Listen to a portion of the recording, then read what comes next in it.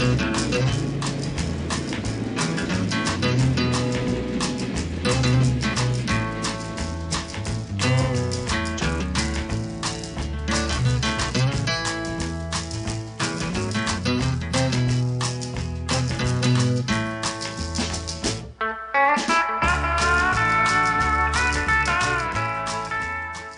this is Grant Houston and I'm president of Hinsdale County Historical Society.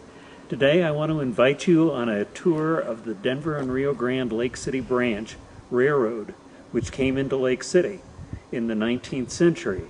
It operated for a total of 44 years, but very little documentary evidence remains today, so it's quite a mystery.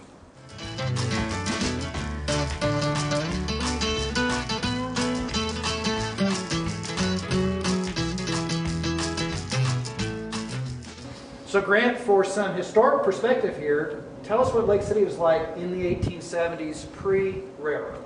This was a very, very remote area, and we're in the eastern San Juan Mountains, and this was the Ute Indian Territory at that time. Lake City itself was discovered in 1874 by Enos Hotchkiss, and that discovery was based on promising silver, lead, and zinc ores which were found in this area. It created an instantaneous boom town. 4,000 people streamed into Lake City. There were wooden sidewalks, buildings, brick buildings, banks, churches that were a direct result of that mining boom. A continuing challenge, though, however, to that development of Lake City was the lack of transportation. We had very hard roads that came in here, toll roads originally, which followed Indian trails. When you were a miner and had ore to ship out, it was less of a profit for you to ship the ore out because it was so difficult to get out to the outside world. So we were looking for a very cheap, reliable form of transportation.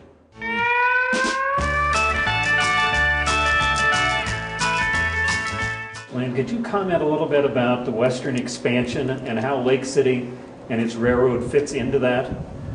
Sure. Of course, Grant, the big event in the late 1860s was the completion of the Transcontinental Railroad. May 10th, 1869, that link was completed. California is now linked by rail to the East Coast. But that wasn't the only transcontinental scheme that was out there. Now there's this race on for all sorts of railroads to link from west to east. And in the midst of that, General William Jackson Palmer founded the Denver and Rio Grande Railroad in 1870. His idea was to have a north-south link which would cut across all these east-west routes and bring in revenue by tying those transcontinentals together. So he would plan to go, as his name implied, from Denver to the Rio Grande at El Paso and ultimately on into Mexico. Well, when Palmer got cut off by the Atchison, Topeka, and Santa Fe at Raton Pass, he turned west. There's a blank spot on the map in the Colorado Rockies where there's mining going on and there's a revenue source there as well.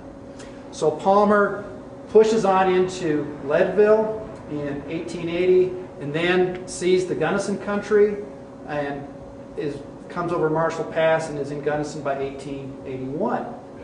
Well, Lake City is now within sight. And so all the people in Lake City are truly excited about the fact that they're going to have their rail link. Oddly enough, Palmer doesn't come to Lake City immediately, continues pushing west, heading for Salt Lake, and to become ultimately connected in with the transcontinental system there.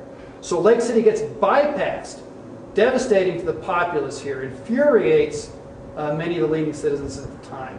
So from 1882 to 1889, there's a public uproar in Lake City for the railroad, but not until there's changes economically in the Rio Grande itself and policy-wise is the branch not completed until 1889, and the first train steams into Lake City August 15th, 1889.